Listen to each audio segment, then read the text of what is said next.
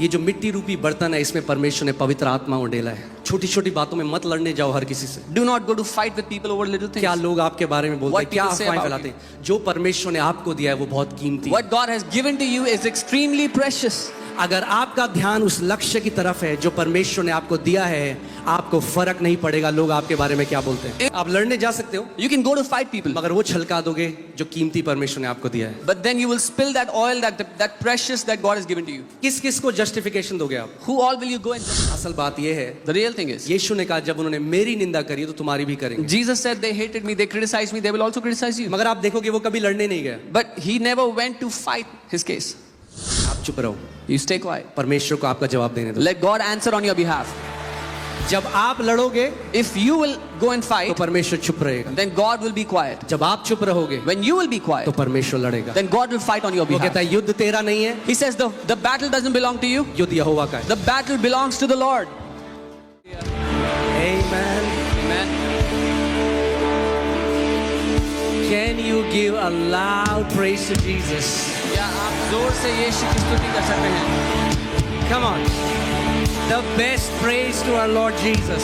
सबसे उत्तम स्तुति हमारे प्रभु यीशु मसीह के You लिए। can do better. इससे बढ़िया कर सकते हैं आप।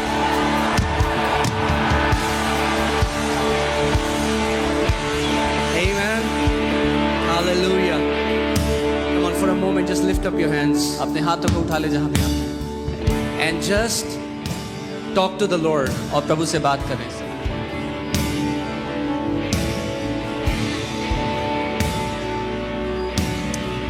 Hallelujah.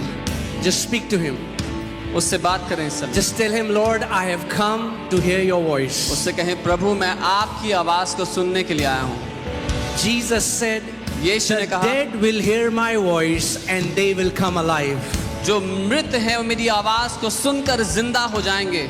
As you hear the voice of the Lord today, आज जब आप प्रभु की आवाज को सुनते हो, every dead thing in your life comes back to life in Jesus' name. आपके जीवन में हर एक मरी हुई चीज वापस जिंदा होती है यीशु के नाम में। Your dead body organs will come back to life in Jesus' name. आपके शरीर के मरे हुए अंग वापस जिंदा किए जाते हैं आज यीशु के Your नाम dead में। relationships will come back to life in Jesus' आपके name. मरे हुए वो रिश्ते आज वापस किए जाते हैं जिंदा यीशु के नाम में।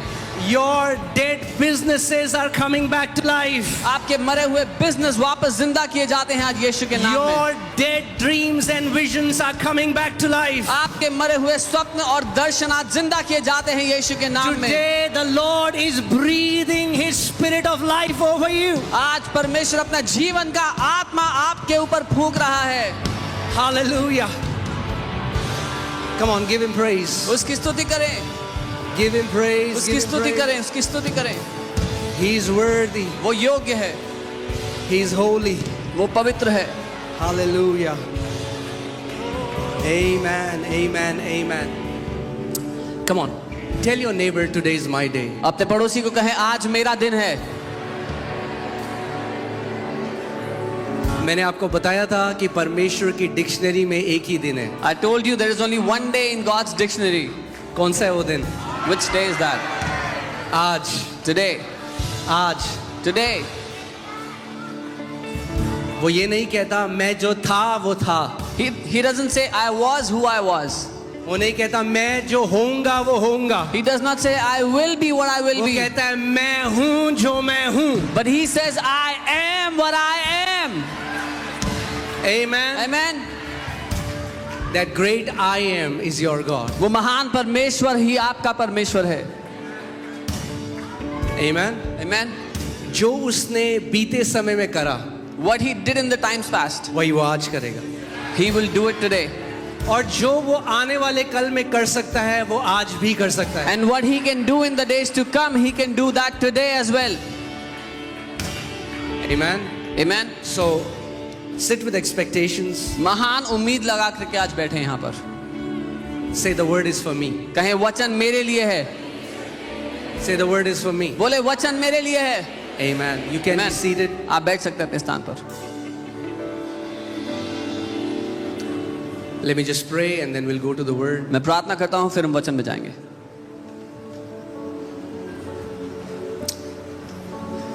Heavenly Father, I praise you. स्वर्गीय पिता, मैं आपकी स्तुति करता हूँ। You are such a good Father. आप बहुत ही भले पिता हैं। Thank you for your love, your grace, your compassion. आपके प्रेम, आपके अनुग्रह, आपकी दया के लिए धन्यवाद।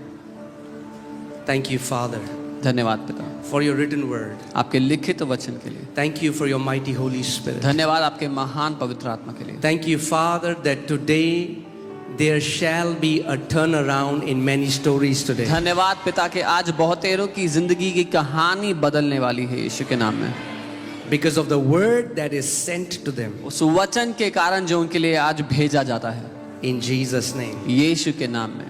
Amen. Amen.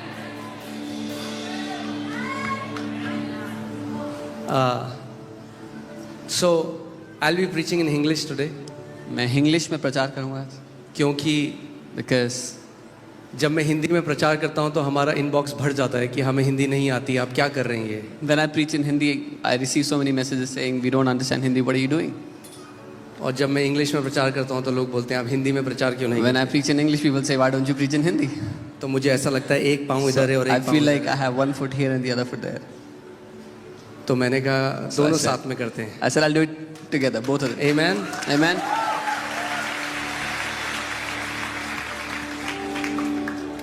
So,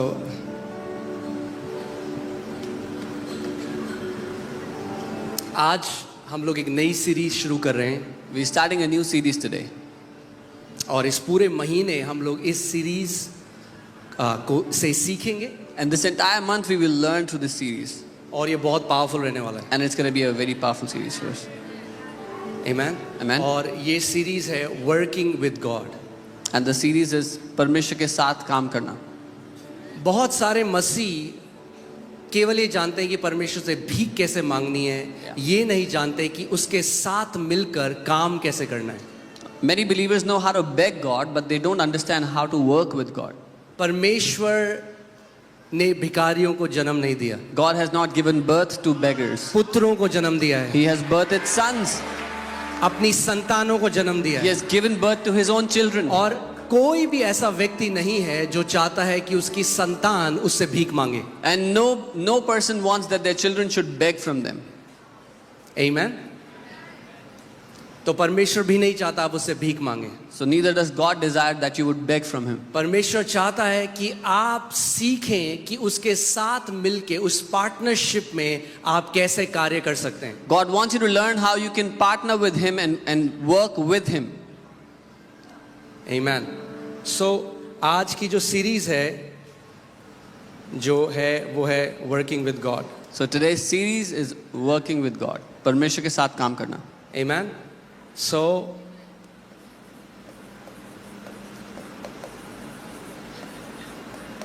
working with God. परमेश्वर के साथ मिलकर काम करना। और हम कुछ बहुत बढ़िया सीखने वाले हैं आज। And we are going to learn something amazing today. Amen.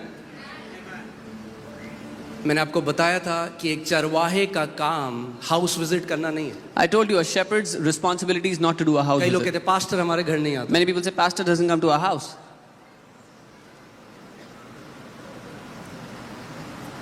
Pastor का काम हाउस विजिट करना नहीं है। It's not the pastor's role to do house visits. Shepherd का या चरवाहे का मेन काम है, सबसे नंबर 1 काम है ज्ञान और बुद्धि में बढ़ाना उस कलीसिया को। The first responsibility or role of a shepherd is to make the congregation, make that church grow in wisdom and understanding. और मैं आपको एक बात बता दूं, आप दुनिया के सारे पास्टरों को अपने घर में बुला लो, चिकन बिरयानी खिला लो, चाय पिला लो, बिस्किट खिला लो, मगर अगर परमेश्वर के वचन में नहीं बढ़ोगे तो कुछ फर्क नहीं पड़ेगा। And even if you call all the pastors of the world into your house, give them a good treat and not understand the word, not grow in the wisdom and the understanding of the word, nothing in your life will change. Amen. और मैं आपको एक बात और बता दूं, And I'll tell you one more thing. सबसे जरूरी है जो स्पिरिचुअल मेंटरशिप होती है। The most important thing is spiritual mentorship. जब आप एक जो व्यक्ति जो अगुआ परमेश्वर ने आपके लिए रखा हुआ है, आपको उनके साथ पर्सनल टाइम बिताने की भी जरूरत नहीं है। आपको सबसे इंपॉर्टेंट जो ग्रहण करना है वो है परमेश्वर का वचन जो सिखाया जाता है। The most important thing that you need from your spiritual mentor is not to spend time with them personally, but to learn the word that they teach you. Amen. Amen. आप जानते हैं यहूदा जूडस प्रभु यीशु मसीह के साथ था, जानते हैं कितने लोग? How many people know that Judas was with Jesus all that time?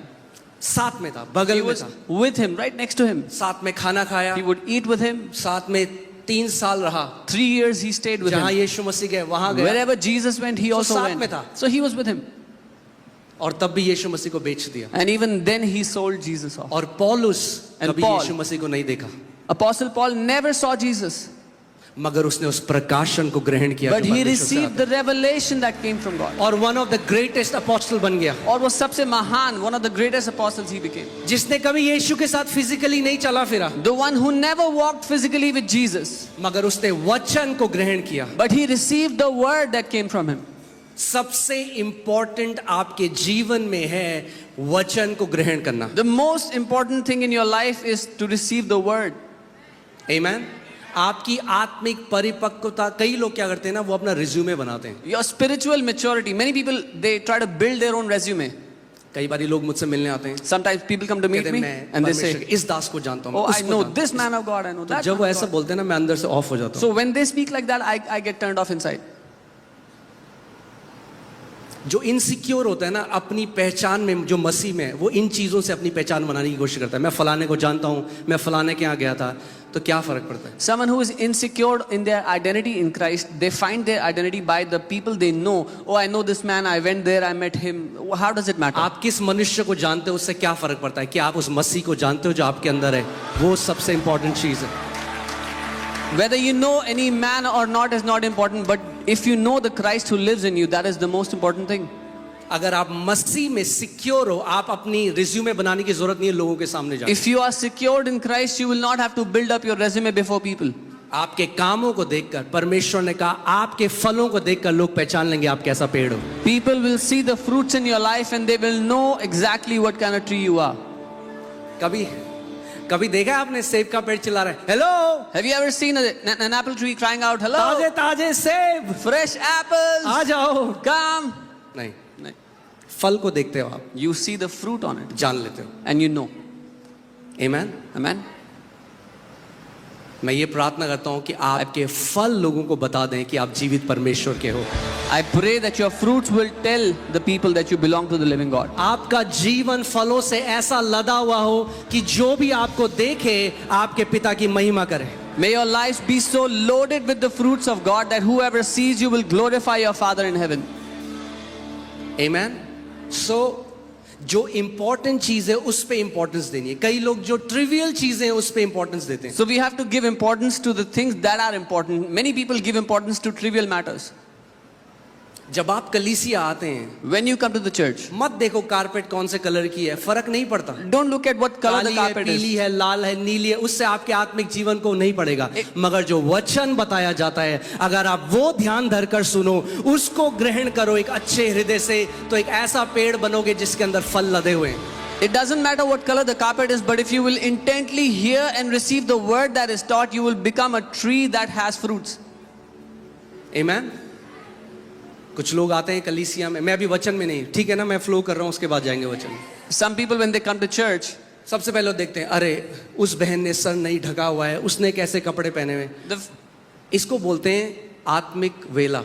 the first thing they see is that sister is not covering her head. What kind of clothes is that person wearing? जिसके पास कुछ काम नहीं है ना, जो बिना उद्देश्य के कलीसिया से आया है ना, वो यही करेगा। This is a purposeless person, a purposeless believer who has no purpose in life in coming to church. मगर जो एक विशेष लक्ष्य के साथ आया है, मैं आत्मा में बढ़ने के लिए आया हूँ, मैं अपना वचन ग्रहण करने आया हूँ, मैं चंगाई लेने के लिए आया हूँ, प्रभु आज मैं अपने जीवन में एक बदलाव के लिए आया हूँ। आपका ध्यान और कहीं नहीं होगा, आप कहोगे प्रभु आज मेरा दिन है। But anyone who comes with this purpose that Lord, I want to receive your word, I want to grow, this is my day, they will not pay attention to anything else but the word. कई मुझे message आते हैं, आप stage से ना ऐसे हाथ के साइन मत बनाया करो, वो अलग अलग साइन है। मैं कहा अरे, I get many messages, don't make such hand gestures on the stage, they mean different things. बांध दो मेरे हाथों को। Come and tie my hands. इसको बोलते हैं आत्मिक वेले लोग, जिनके पास कुछ काम नहीं है, This is- तो वो कमियां निकालते हैं। This is people who have no purpose and then they find faults in everything. आप आत्मिक वेले नहीं हो। Don't be, you are not spiritually purposeless. आमेन। आप वो नगर हो जो चट्टान के ऊपर, जो पहाड़ के ऊपर रखा गया। You are a city that is set on a rock, a city that is kept on the hill. आमेन। मैं आपको एक कहानी बताऊंगा, उसके बाद हम लोग वचन में I'll जाएंगे। tell you a story, we'll go to the word then. मगर इस कहानी के ऊपर दृष्टांत है, ये कहानी नहीं, एक दृष्टांत है, इसके पीछे एक मॉरल है, But there is a moral behind the story. एक सीख है। There's a lesson. दो देशों के राजा थे, There were two kings of different kingdoms. और एक देश का जो राजा था उसने दूसरे देश को हरा दिया और उस राजा को बंदी बना लिया। The king of the first kingdom defeated the second kingdom's king, and he made him, and he tied him up. और जो वो राजा बंदी था, Now the king who had lost, who was tied up, उसको दूसरे राजा ने बोला, मैं तुझे एक चांस देता हूं कि तुझे जीवित छोड़ दूं। the victorious king said, I'll give you an opportunity that I'll leave you alive. वो उसको एक कटोरा दिया He gave him a bowl और उसमें तेल भर दिया and he filled it with oil. और बोला, तेरे को पैदल यहां से अपने राज्य तक जाना है। And he said, you have to walk from here right to your kingdom. उस राजा को बंदी बनाकर दूसरे राज्य में ले आए थे They had made him a prisoner, they brought him into his kingdom, और उसको बोला, and they told और him. प्याला भरा हुआ था And the oil was tipped up to the brim. और कंडीशन ये थी कि अगर एक भी बूंद उस कटोरे में से तेल की गिरी तो उसके साथ साथ उनकी सेना चलती थी और उसको आदेश दिया, जैसे ही एक बूंद गिरे इसका सर काट देना। And there was a condition that if even a single drop of oil falls, there were soldiers walking with that king. They were commanded to kill him immediately. और उन्होंने अपने नगर के लोगों को यह आदेश दिया कि जब ये राजा जाता है अपने देश में, इसकी खूब बेइज्जती करना, इसके लिए बुरा भला कहना। And they had instructed the people of their kingdom, when this king walks out of their kingdom, insult him, say mean and evil things to him. सो उस राजा को वो कटोरा दिया, उसमें जो तेल था, So they gave that bowl to that king, and there was oil in that bowl. और वो बड़ा ध्यान धर कर चलने लगा And he started to walk very carefully. और सारे लोग उसके लिए उल्टा सीधा बोलते And all the people were blaspheming against him. उसके लिए बोलते कि शर्म आनी चाहिए इस राजा को। They were saying he should be ashamed of ये himself. उसके परिवार के लिए बोलते हैं, They would say things about his family. गलत बातें, गंदी बातें उसके लिए Evil बोलते things they spoke about हैं। मगर वो बड़े ध्यान धर कर But he चलता was रहा, very careful and he kept एक walking. कदम दूसरा कदम One step, next करते करते उसको पूरा एक दिन लगा, मगर वो अपने राज्य में पहुंच गया। It took him one entire day, but he got into his kingdom finally, बिना एक बूंद गिराए। without dropping a single drop of तो oil. उसको वापस राजा के पास लाया गया So they brought him back to the king. और राजा ने उसको बोला था कि अगर एक भी बूंद नहीं गिरेगी तो उसको आजाद कर देगा, वापस उसका राज्य दे देगा। And the king had said, he had promised, if he doesn't drop a single drop of oil, he'll give his kingdom back to him. तो राजा ने उससे पूछा So the king asked, कि तुझे इतना लोग बोल रहे थे, that people were cursing इतनी you, गंदी बातें, तेरी निंदा कर रहे थे, they were accusing you, saying evil things about you. तूने क्यों नहीं रिएक्ट किया? Why did you not react? उसने कहा, मैंने तो सुना ही नहीं, He said, I never heard anything, क्योंकि मेरा ध्यान इतना ज्यादा उस कटोरे में था because all of my focus and attention was there in that bowl, कि मुझे सुनाई भी नहीं दिया कि कोई मेरे बारे में क्या कह रहा that I could not even hear what people were saying about me. है। ये जो मिट्टी रूपी बर्तन है, इसमें परमेश्वर ने पवित्र आत्मा उड़ेला है। God has put his Holy Spirit in this earthen vessel. छोटी छोटी बातों में मत लड़ने जाओ हर किसी से। Do not go to fight with people over little things. क्या लोग आपके बारे में बोलते What हैं, क्या people say अफवाहें about फैलाते हैं, जो परमेश्वर ने आपको दिया है वो बहुत कीमती है। What God has given to you is extremely precious. अगर आपका ध्यान उस लक्ष्य की तरफ है जो परमेश्वर ने आपको दिया है, आपको फर्क नहीं पड़ेगा लोग आपके बारे में क्या बोलते हैं। If your attention is on that mark that God has given to you, that destiny, then it will not matter what people say about you. आप लड़ने जा सकते हो, You can go to fight people, मगर वो छलका दोगे जो कीमती परमेश्वर ने आपको दिया है। but then you will spill that oil, that precious that God has given to you. किस किस को जस्टिफिकेशन दोगे आप? Who all will you go and justify yourself to? यहाँ जो चंगाइयाँ होती हैं, मैं आपको बता नहीं सकता कितने कमेंट्स हमारे पास आते हैं। The healings that happen here, I cannot tell you how many comments we लोग receive. गालियाँ लिखते हैं, लोग People- उल्टी सीधी बातें करते हैं। People write cuss words, they write किस evil किस things. को हम बताएंगे कि भैया नहीं है, ये जेन्युइन प्रभु का काम है? किस किस को आप बताओगे? Who all will you go and justify to this is genuine और work of कब God? तक करोगे? And until when will you do this? असल बात ये है, The real thing is, यीशु ने कहा जब उन्होंने मेरी निंदा करी तो तुम्हारी भी करेंगे। Jesus said they hated me, they criticized me, they will also criticize you. मगर आप देखोगे वो कभी लड़ने नहीं गया। But he never went to fight his case. आप चुप रहो, You stay quiet. परमेश्वर को आपका जवाब देने दो। Let God answer on your behalf. जब आप लड़ोगे If you will go and तो fight, परमेश्वर चुप रहेगा, then God will be quiet. जब आप चुप रहोगे When you will be तो quiet, परमेश्वर लड़ेगा। then God will fight on your वो behalf. कहता है युद्ध तेरा नहीं है, He says the battle doesn't belong to you. युद्ध यहोवा का है। The battle belongs to the Lord.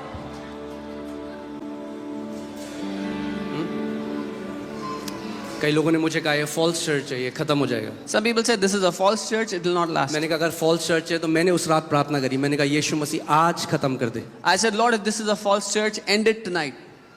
क्योंकि क्या फायदा एक कलीसिया का जिसमें भीड़ है और जब आप मसीह के सामने खड़े हो तो आपको बोलेगा कि तूने फॉल्स चर्च का तो एक पास्टर था। What is the point that a church that is filled with people and the day you stand before Jesus, he said you were pastoring a false church? मैंने कहा प्रभु आज खत्म I कर said, they. Lord, end it today. मगर अगर तूने इस church की नींव रखी है But if you have laid the foundations तो of this नरक के church, फाटक कभी प्रबल नहीं होंगे। then the doors of hell, the gates of hell will not prevail against this church.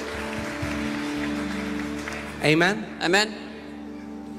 सो जब आप कलीसिया में आते हैं, मैं क्यों आपको एक कहानी बताता, अपना फोकस वहां रखो जहां सबसे जरूरी है। Why did I tell you that story? Because when you come to the church, put your focus on the most important matter. Number one चीज जिसके लिए आप आते हो कलीसिया में, The prime वो reason, संगति भी नहीं है, The वो prime- वचन है, वचन। the prime reason why you come to church is not the fellowship, is the word why you come here. संगति बहुत जरूरी है, Fellowship is most मगर important. कई लोग केवल संगति चाहते हैं और वचन नहीं चाहते। But many people just desire the fellowship, not the word.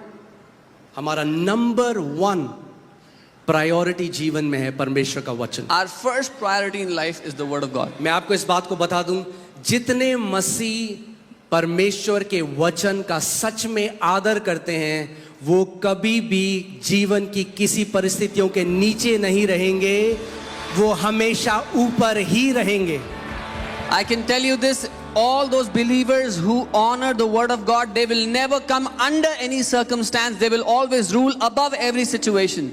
आमेन। तो चलिए वचन में चलते हैं आज। Let's go into the word. पहला कुरिन्थियों 3:9, 1 Corinthians 3:9. यहाँ पे लिखा है क्योंकि हम परमेश्वर के सहकर्मी हैं। It says here, for we are God's fellow workers. कौन है हम लोग? Who are we?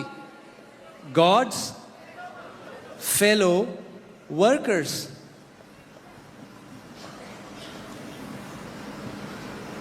हम परमेश्वर के क्या हैं? सहकर्मी हैं, यानी उसके साथ काम करने वाले हैं। We are God's fellow workers. It means we work together with Him. If we are God's fellow workers, then we have to know how God works. अगर हम परमेश्वर के सहकर्मी हैं तो हमें समझना है परमेश्वर कैसे काम करता है। We have to learn how does the kingdom of God operate. हमें सीखना है परमेश्वर का राज्य कैसे काम करता है। Amen? Amen. क्योंकि हम क्या हैं परमेश्वर के? Who are we? सहकर्मी, colleagues. The fellow workers, the colleagues of God. Isn't that amazing? कि वो चाहता है कि हम उसके साथ मिलकर कार्य करें, हम सहकर्मी हैं परमेश्वर के। He wants that we work with Him. We are co-workers with Him. आगे देखिए क्या लिखा है, तुम परमेश्वर के खेत हो। You are God's field. तुम परमेश्वर के क्या हो? तो एक काम देखते हैं, ये दो खेत हैं यहाँ पे, ठीक है? So there are two fields here. Let's see that. ये दो खेत हैं There are two fields here. और एक भरा हुआ है फसल से, And one of the fields is filled with crops. और एक में थोड़ा थोड़ा And the थोड़ा other has sprinkles of crops. आप here क्या and हो परमेश्वर के? there. Who are you?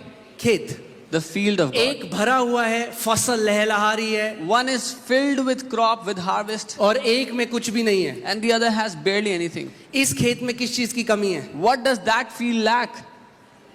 हाँ, सीड। किसकी कमी है?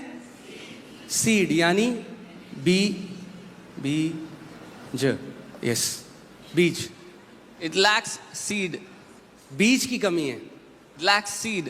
जब आप अलग अलग मसीहों को देखते हो, When you see different believers, किसी के जीवन में आप बहुत ज्यादा फल देखते हो, in one believer's life you see many किसी के fruits. जीवन में आप कुछ फल नहीं देखते। In one's life you barely find so anything. मसीह लोग क्या सोचते हैं, वो परमेश्वर है जिसने उसके साथ किया और मेरे साथ नहीं किया। So what believers think is God has done plentiful with him but not with me.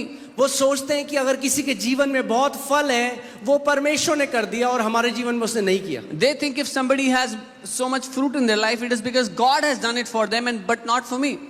परमेश्वर पक्षपाती नहीं है। God does not differentiate. वो प्रेम करने वाला परमेश्वर He's है। a loving God.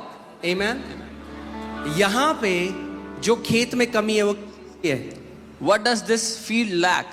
बीज। और Seed. मरकुस की पुस्तक मरकुस की चौथी पुस्तक में लिखा है कि बीज क्या है? परमेश्वर का वचन। In Mark 4, the word of God says, what is that seed? It is the word of God. यानी क्या डिफरेंस है दो मसीहों के अंदर? So what is the difference between two believers according to ध्यान this? से सुनिए, Hear carefully. कोई अच्छा मसीह और कोई बुरा मसीह नहीं है। There is no good believer and bad believer. फिर से मैं बोल रहा हूँ, I'll say it again. अच्छा मसीह और बुरा मसीह नहीं है। There is nothing like a good believer or a क्योंकि bad एक believer. बार जब आपने मसीह में आ गए, आप उसके लहू से धुले गए, आप उसकी धार्मिकता बन गए, आप पवित्र लोग हो चुके हो। Because when you are in Christ, you are washed with His blood, you are holy. सो अब कोई अच्छा मसीह और बुरा मसीह नहीं है। So there is no good or bad believer anymore. अब यह है कि खेत जिसमें बीज पड़े हैं और कुछ खेत ऐसे हैं जिसमें बीज नहीं पड़े। Now the matter is a field which is filled with seed and a field which has no seed. यानी अब आपका हार्वेस्ट परमेश्वर नहीं डिसाइड करता, आप डिसाइड करते। Which means God does not determine your harvest, you do it. आमेन। आप परमेश्वर का क्या हो? खेत हो। You are God's field. जब एक किसान खेत लेता है, क्यों लेता है खेत? When a man buys a field, why does he buy it? क्या चाहता है वो खेत से? What does a man want from his field? हाँ, फसल चाहता है। He wants a harvest. परमेश्वर क्या चाहता है आपसे? What does God want from you? फसल चाहता है। He wants a harvest. परमेश्वर फल चाहता है। God wants fruit in your life. यीशु मसीह ने कहा, इससे पिता की महिमा होती है कि तुम बहुत सारा फल फलो। Jesus said, by this the Father is glorified that you bear many fruits. यानी जब आप एक ब्लेस्ड जीवन जीते हो, So that means when you live a blessed life, यानी जब आप स्वास्थ्य में चलते when हो, you live in health, यानी जब आप धार्मिकता में बढ़ते जाते when हो, you keep growing in righteousness, क्या होता है? what happens? इससे पिता की महिमा होती है। The Father is glorified.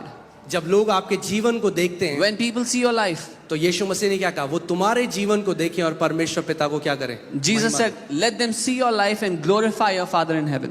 Amen. Amen. सो अगर मैं चाहता हूं, एक जो किसान है वो एक खेत में एक बार ही बीज नहीं बोता। So a farmer does not sow the seeds in his field just one time. बार बार बीज बोता रहता है और कटनी करता रहता है, बीज Again- बोता रहता है और कटनी करता रहता है। यही मसीह जीवन भी है, बीज बो कटनी करो, बीज बो कटनी करो। Again and again, the farmer sows the seed and he reaps a harvest. He sows the seed, reaps the harvest. This is what a Christian life is.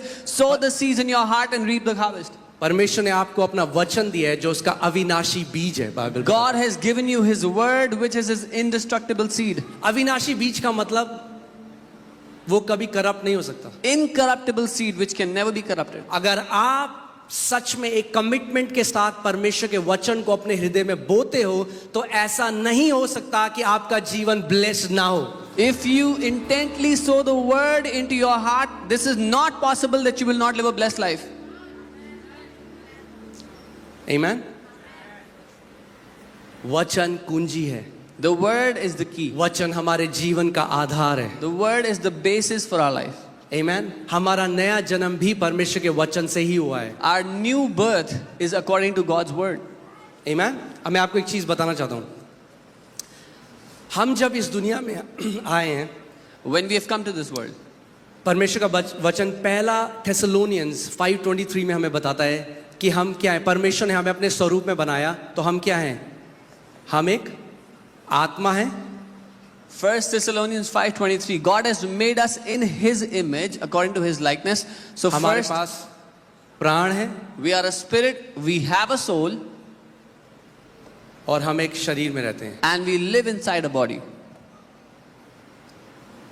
बोलिए, मैं एक आत्मा हूं, मेरे पास प्राण है और मैं एक शरीर में रहता हूं। Say, I am a spirit, I have a soul, and I live in a body. ये जो आप देख रहे हो, ये आप नहीं हो, What you see, this is not you. आप एक आत्मा हो। You are a spirit. Amen. Amen. So Bible clearly differentiate करती है इन तीन चीजों के बारे में। So Bible clearly differentiates between these three things. सो जब एक बच्चा पैदा होता है, When a child is born, तो सबसे पहले क्या सीखता है वो? what does he learn first? वो सीखता है अपनी बॉडी को कैसे, वो फिजिकल ट्रेनिंग करता है, He learns to physically train his body. जो हम कहते हैं मोटर स्किल्स। एक बच्चा जब पैदा होता है अपने हाथ हिला के देखता है, कुछ चीज पकड़ने की कोशिश करता है, अपने मुंह में डालता है सारी चीजें. Yeah, we call it motor skills. The child learns to use his fingers, tries to taste everything. वो क्या कर रहा है? वो फिजिकल ट्रेनिंग कर रहा है, अब सीख रहा है, ट्रेनिंग के द्वारा जा रहा है कि इस शरीर को मैं कैसे इस्तेमाल करूं. The child is physically training his body, so how he can use the body. Amen. और बच्चा बढ़ता जाता है, हल्के हल्के उसकी स्किल्स बढ़ती जाती है, मोटर स्किल्स बढ़ने लग जाती है, देखने की शक्ति, सुनने की, जो सारे 5 सेंसेस हैं बॉडी में, वो एक बच्चा यूज करना सीख जाता है. And the child becomes more and more proficient how to use these 5 senses, how to use his body. Amen. Amen. फिर क्या होता है जब आपका बच्चा 2 साल 3 साल 4 साल, माता पिता पे डिपेंड करता है, फिर आप क्या करते हो? उसको स्कूल में डालते हो कि ताकि वो क्या सीख जाता है, फिर वो आप उसको स्कूल में डालते हो कि वो इंटेलेक्चुअल ट्रेनिंग या मेंटल ट्रेनिंग में आप उसे डालते हो. When the child turns 2, 3 or 4, the parents send them to school so they can be trained intellectually, कि वो बुद्धि और ज्ञान में बढ़ सके. so they can grow in wisdom and understanding. Amen. मुश्किल तो नहीं है, It's not difficult, right? सब भेजते हैं अपने बच्चों को स्कूल में. Everyone sends their children to school. Why? Because we want them to exercise their mental faculty. क्योंकि हम चाहते हैं कि वो बुद्धि में बढ़ें. लैंग्वेज सीखे, They learn केमिस्ट्री languages. सीखे, They मैथ learn- सीखे, साइंस सीखे, They learn different subjects, जो मेंटल फैकल्टी है वो डेवलप हो. which will help develop their mental faculty. Amen. होता क्या है, मोस्ट लोगों के केस में वो हमेशा इन 2 चीजों को डेवलप करते हैं और कभी स्पिरिचुअल ट्रेनिंग के थ्रू नहीं जाते. So what happens to most people is they train these 2 things, but they never go through spiritual training. एक आत्मिक प्रशिक्षण भी है. There is also a spiritual training. Amen. और बहुत सारे लोग मर जाते हैं बिना जाने हुए कि उनकी आत्मा कैसे कार्यशील होती है. And many people die without ever learning how their spirit works. जो मसीह में नहीं आया, जो बॉर्न अगेन नहीं है, वो स्पिरिचुअली डेड है, उसकी आत्मा मरी हुई है. Those who have not been born again, have not accepted Jesus, their spirit is dead. मगर जिन्होंने नया जन्म पाया है, But अब हमें सीखना है कि हमें परमेश्वर के साथ कैसे मिलकर कार्य करना है. those who have been born again, we need to learn how to work together with God. मैं 1 तिमोथी 4:8 पढ़ता हूं. 1 Timothy 4:8. क्योंकि देह के प्रशिक्षण से कम लाभ होता है. For physical training is of some value. Amplified में देखिए कितना अच्छा लिखा है. Physical training is of some value. शारीरिक प्रशिक्षण का थोड़ा लाभ है. जो फिजिकली ट्रेनिंग करते हैं, बाइबल नहीं कह रही कि उसकी कोई वैल्यू नहीं है, सम वैल्यू, थोड़ी वैल्यू है. The Bible is not saying that those who train physically have no value. It has some value. But godliness जो है स्पिरिचुअल ट्रेनिंग लेकिन ईश्वरीय training, godliness, is useful and value in everything. वो हर एक बात में, सब बातों में लाभदायक है. आप समझ रहे हैं? understand? आपकी जो स्पिरिचुअल ट्रेनिंग है, Your spiritual training, ये बहुत ही पावरफुल है. अगर आप स्पिरिचुअल ट्रेनिंग को एनरोल करते हैं, ये केवल आपका आज इंपैक्ट नहीं करेगी, बाइबल बताती है आपके आने वाला कल को भी इंपैक्ट करेगी. your spiritual training not only impacts your today but also the days to come. Amen? क्योंकि इस बात को जानिए, जॉन 4:24 कहता है कि गॉड इज अ स्पिरिट. यूहन्ना 4:24 वचन कहता है परमेश्वर आत्मा है. क्या है परमेश्वर? परमेश्वर आत्मा है. God is इसीलिए परमेश्वर केवल आपकी आत्मा से ही बात करता है. This is why God only speaks to your spirit. परमेश्वर आपके शरीर से बात नहीं करता. God does not talk to your body. परमेश्वर आपके सोल से बात नहीं करता. God does not talk to your soul. परमेश्वर आपकी आत्मा से बात करता God है. speaks to your spirit. Bible में लिखा है पवित्र आत्मा हमारी आत्मा के साथ हिंदी में क्या लिखा है? हाँ, नहीं नहीं नहीं नहीं, no. Holy spirit bears witness with the spirit, जो बाइबल में कहती है. पवित्र आत्मा हमारी आत्मा में गवाही देता है. गवाही देता है. सो पवित्र आत्मा कहाँ बात करता है, कहाँ गवाही देता है? Where does Holy Spirit bear witness? कितने लोगों को पता है आप परमेश्वर के बेटे और बेटियां हैं? हाथ उठाओ. How many people know you are children of God? You are sons कितने and लोगों daughters को of God? पता है? How many of you know this? अगर मैं कहूँ आप नहीं हो, If I say you're not God's अगर child, कोई आपको बोले एविडेंस दिखाओ, if someone asks you for an evidence, क्या शारीरिक एविडेंस do है? you have any physical proof? No. No. क्या सोल में एविडेंस है? Do कोई you have a फीलिंग है? proof in कोई your soul? Any नहीं. feeling? No. मगर आत्मा में आपको 100% एविडेंस है कि आप परमेश्वर के बेटे और बेटी हैं. But in your spirit, you have 100% evidence that you are God's child. क्योंकि पवित्र आत्मा ने कहाँ गवाही दी? Where did the Holy Spirit give you आपकी evidence? आत्मा में. In your spirit. आमेन. इसीलिए हमें आत्मा के चलाए चलना सीखना है. This is why we have to learn to walk according to the Spirit. अगर हमें परमेश्वर के साथ कार्य करना है तो हमें समझना पड़ेगा कि हम परमेश्वर के साथ कार्य अपनी आत्मा के द्वारा करते हैं. If we have to learn to work with God, we have to understand that it is by our spirit that we work with God. Amen. John 4:24 पढ़ते हैं. इसमें लिखा है परमेश्वर आत्मा है और अवश्य है कि उसकी आराधना करने वाले आत्मा और सच्चाई से आराधना करें. It says God is spirit and those who worship him must worship in spirit and truth. मे भी नहीं है, मस्ट है. शायद नहीं है. It's not शायद. अगर आपको परमेश्वर की आराधना करनी है तो आपको आत्मा में उसकी आराधना करनी पड़ेगी. If you have to worship God, you have to worship him in spirit. आत्मा, और इंग्लिश बाइबल कहती है स्पिरिट एंड ट्रूथ. ट्रूथ जो है वो उसके वचन के लिए लिखा गया जॉन 17:17 में. The English Bible says truth, satya. The word is truth. John 17:17 says.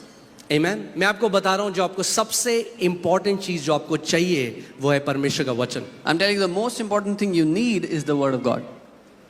आमेन. और जब आप क्योंकि परमेश्वर के खेत हैं, जब आप वचन को ग्रहण करने लग जाते हैं, And because you're God's field, when you start receiving the word, क्या होता है? what happens? ऑटोमेटिकली आप फ्रूट्स को देखने लग जाते हैं. You start seeing fruits in your life आप जानते automatically. हैं जय में चलना मुश्किल नहीं है मसीह में. You know, it's not difficult to walk in victory in Christ. परमेश्वर क्या बोलते हैं, अक्कड़ बक्कड़ बम्बे बो नहीं करता किसी को ब्लेस करने के लिए. God does not pick and choose who he has to bless.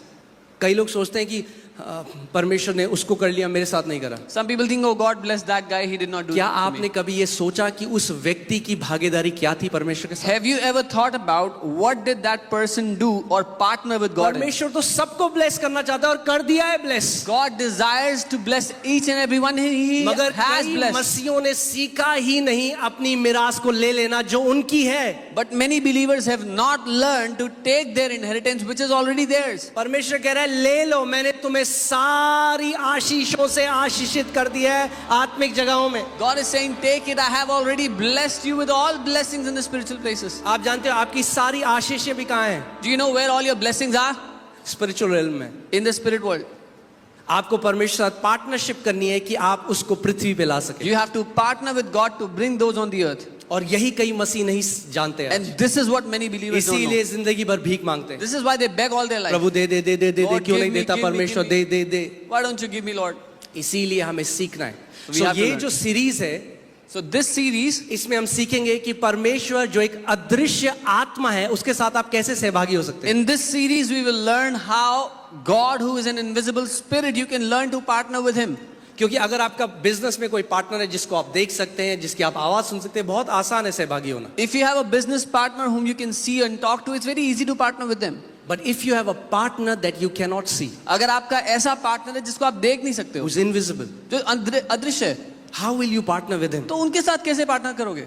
You will partner with him through your spirit. अपनी आत्मा के द्वारा आप उनके साथ पार्टनर करोगे. Amen. Amen. Let's go to Proverbs 20.